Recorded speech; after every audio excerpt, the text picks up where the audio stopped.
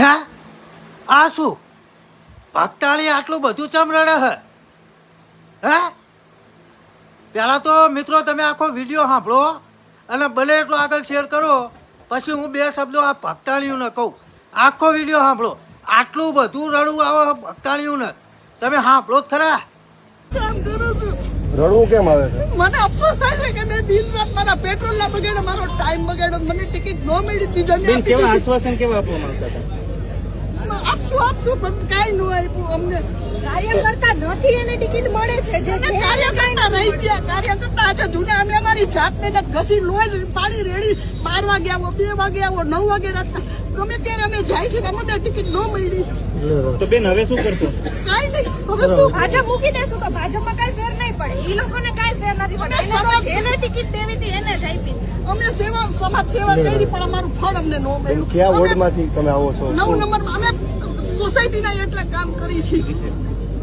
Corona કાળમાં એટલા ઘરે ઘરે જઈને અંકિત આપી છે, માસ્ક આપ્યા છે.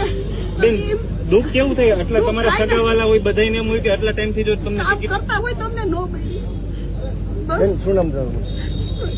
પ્રજ્ઞાબેન પીઠડિયા. આ તમે મૂકજો મીડિયામાં. જોયું ને મિત્રો, એક માત્ર ટિકિટ ના મળી ને એમાં ભક્તાણીઓ આટલી બધી રડે છે. તમે વિચાર કરો કે ખેડૂત રાત દિવસ જોયા વગર ખૂબ જ મહેનત કરે છે.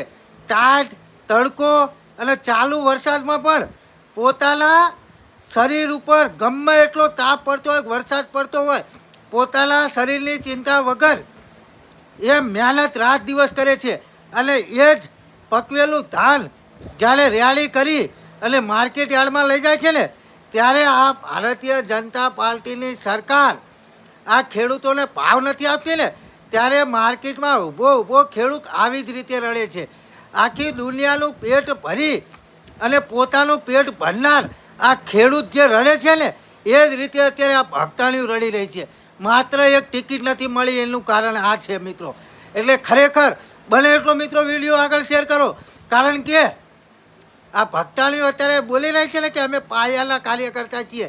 તો ભક્તાણીઓ જૂના કાર્યકર્તાઓને માત્ર ગાભા મારવા જ રાખ્યા છે, ખુરચીઓ સાફ કરવા માટે જ રાખ્યા છે.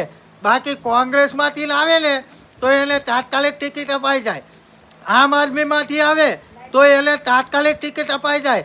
રાજુ કરપડાની જ વાત કરી લો, ખેડૂતોના ખંભે બંદૂક રાખીને ફોડી અને તાત્કાલિક ટિકિટ મળી. અને અત્યારે એ મૂળીની જિલ્લા પંચાયત લડી રહ્યો છે. તો ભક્તાણીઓ તમારે માત્ર ને માત્ર પાથરણા પાથરવાના છે અને ખુરચીઓ લે ગાભા મારવાના છે. બીજું કાંઈ જ કરવાનું નથી. પક્ષની અંદર તમારું કાંઈ જ ઉપજવાનું નથી. જેટલા જૂના કાર્યકર્તાઓ છે ને એ બધાને કહું છું કે જો ખરેખર તમને અત્યારે એમ લાગતું હોય ને કે અમે થોડાક જાગૃત છીએ, તો આ નગરપાલિકા, તાલુકા, જિલ્લાની અંદર ભારતીય જનતા પાર્ટીને પાડી દો, તો જ અમને ખબર પડશે. અમને અહંકાર આવી ગયો છે કે અમારી સામે કોઈ જ નહીં બોલી શકે, પણ આમનો અહંકાર ઉતારી નાખો.